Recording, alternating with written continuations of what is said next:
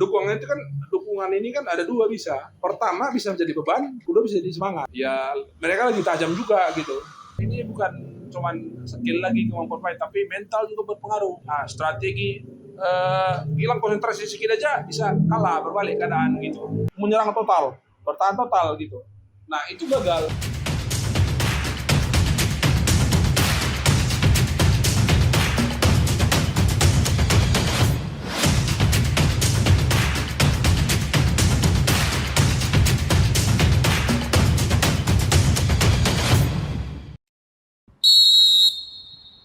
Assalamualaikum warahmatullahi wabarakatuh. Salam olahraga. Wahai para penonton potret bola, Piala Dunia Qatar 2022 baru saja menyelesaikan babak 16 besarnya. Ada 8 negara yang saat ini bersiap untuk memasuki babak 8 besar. Argentina, Belanda, Inggris, Prancis, Maroko. Apa lagi, Bang? Portugal, terus Brazil, Kroasia. Nah, kita akan membicarakan prediksi 8 besar Piala Dunia 22 Qatar bersama dengan wartawan olahraga Sumut Deking Sembiri. Salam olahraga. Oke, Bang, bagaimana pendapat Abang babak 16 besar kemarin? Aku greget itu waktu nonton Jepang. Ya, sebenarnya kalau sesuai dengan prediksi kita kan di babak 16 besar itu kejutan itu bakal minim terjadi. Iya. Memang ada juga kejutan. Maroko kan mengalahkan Spanyol. Sebenarnya kemarin tuh Jepang juga punya peluang untuk berkejutan. Ya, tapi namanya babak 16 besar ini bukan cuman skill lagi kemampuan main, tapi mental juga berpengaruh. Iya. Nah, strategi hilang konsentrasi sedikit aja bisa kalah, berbalik keadaan gitu. Nah Jepang kemarin dari awal bermain dari babak penyisihan, Bang, Jepang itu punya potensi. Nah dan mereka dari Piala Dunia sebelumnya juga menunjukkan grafik meningkat.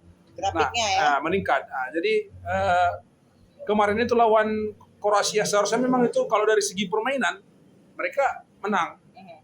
Mereka menang itu.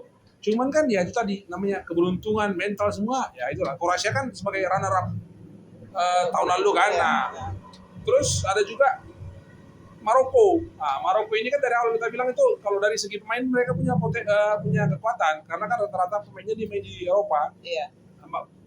Yang jadi pahlawan semalam kemarin itu kan kipernya. Iya, kipernya. Udah cakep, hebat Bono, lagi. Bono. Nah, tapi cakep itu banget ya. Jadi sebenarnya si Bono itu kan mainnya di Liga Spanyol di Sevilla. Jadi dia udah menguasai. Ya sebenarnya kalau dari hampir mengenal semua pemain Spanyol itu karena kan main di Sevilla. Terus strategi Maroko juga bagus. Mereka bermain bertahan agak ke dalam. Makanya kesulitan Spanyol menembus pertahanan Maroko itu karena kan yang bertahan cuma 2 di depan. Dapat bola langsung ke depan, gitu.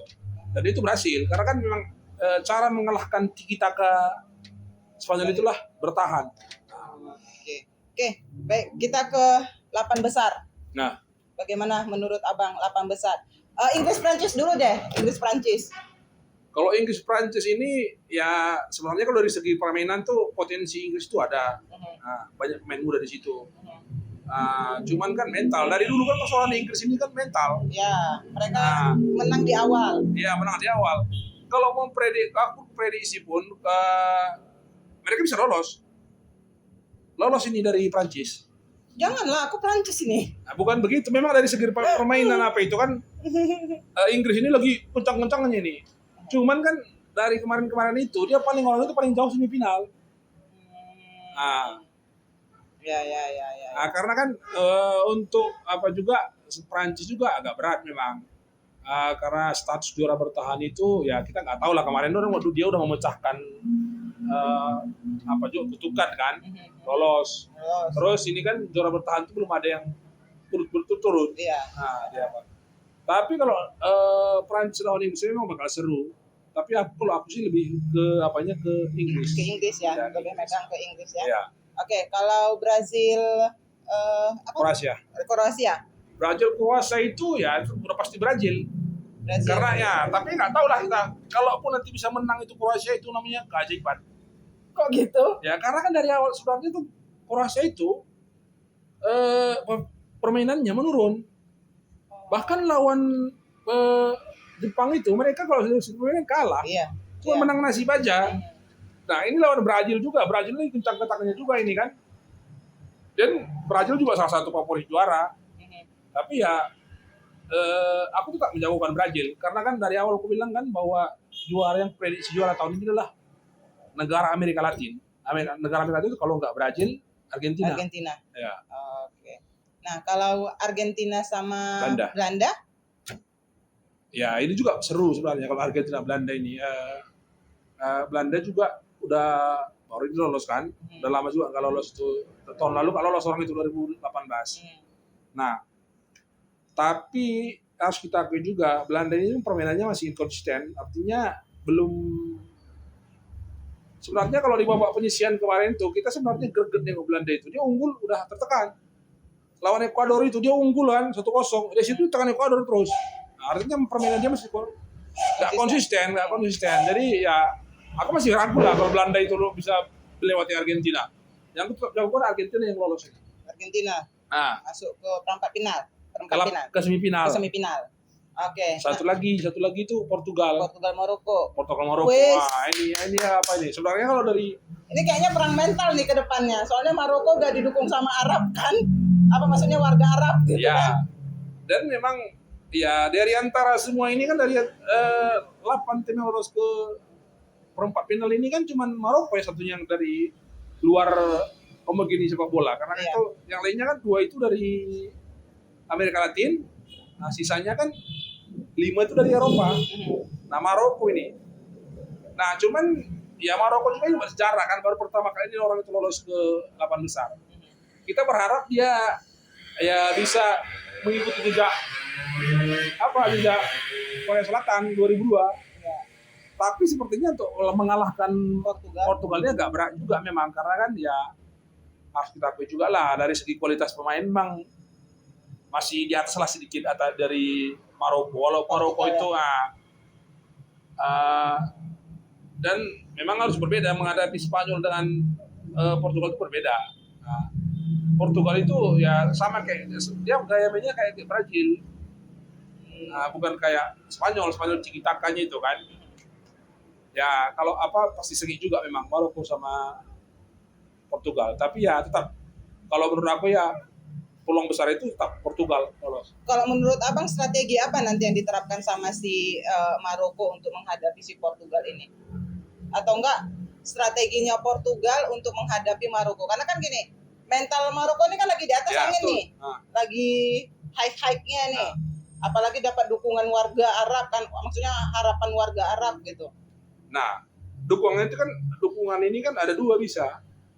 Pertama bisa menjadi beban, kedua bisa jadi semangat. Nah, ini tergantung macam mana pemain Maroko ini. Jadi kalau dia didukung itu bisa jadi beban ya berpengaruh juga sama permainan kan. Pasti. Bisa juga menambah semangat. Kalau menghadapi Portugal itu ya kurasa nggak boleh bertahan. Nggak boleh bertahan. Ya maksudnya bukan nggak itu berbeda dengan melawan Spanyol semalam. Karena gaya main orang ini beda. Nah, kalau dia main itu kan Portugal ini cepat dia. Tak bola cukup gitu kan. Nah, kalau Spanyol itu kan dia pelan tiki-taka gitu kan. Nah, makanya semalam Portugal menang lawan Swiss 6-1 kan. Itu menunjukkan bahwa memang ya mereka lagi tajam juga gitu. Jadi ya strateginya aku rasa memang harus pressing ketat. Pressing ya. Ya, pressing. Kalau Inggris sama Prancis strateginya? Ya sudah pastilah Inggris ini bakal main kick and rush. Justru ini yang itu. Ya memang itu ciri khas mereka. Ya ciri khas mereka. Cuman kan ya kita harus juga Spanyol ini kan mainnya santai.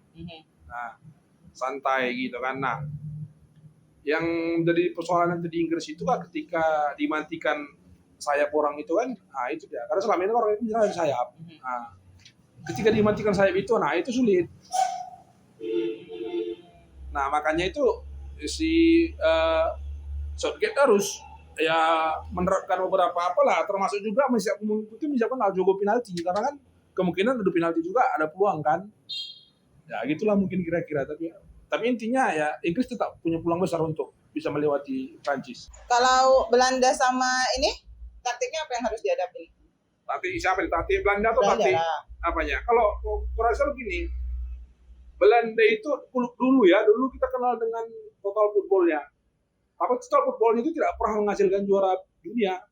Artinya ketika masih ada si Sirup itu kan, Kirup itu mereka gaya mereka tuh total football, lagi menyerang total, bertahan total gitu.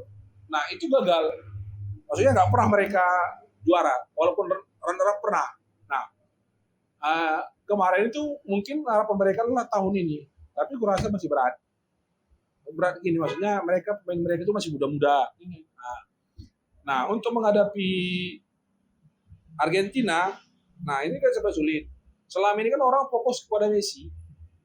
Ya. Nah begitu orang main kan fokus ke Messi, nutup Messi gitu. Tapi justru karena Messi itu ada celah pemain lain. Karena fokusnya ke Messi, jadi pemain lain yang berkembang dikembangkan ya. Ya, jadi ya maksudku ya seharusnya Belanda juga udah paham itu, bahwa mungkin nanti ya mereka harus jaga ketat. Menjaga ketat ininya. Para pemain Para pemain Argentina. Pemain Argentina. Ya. Oke. Oke. Nah, Bang, jadi kalau seandainya kita prediksi nih ya, kan nanti jadi 4 nih yang untuk masuk ke semifinal. Siapa saja? Kalau menurut aku itu semifinal itu pertama itu antara Brazil dengan Argentina. Iya, Argentina. Nah, yang kedua itu Inggris melawan Prancis. Enggak. Portugal. Ya. Brazil sama Argentina. Ya. Inggris sama Portugal. Ya. Oke. Kenapa? Karena ini kan pemenang antara Belanda dengan Argentina bakal menghadapi pemenang Brazil dengan Kroasia. Ya, betul. Nah, jadi itu.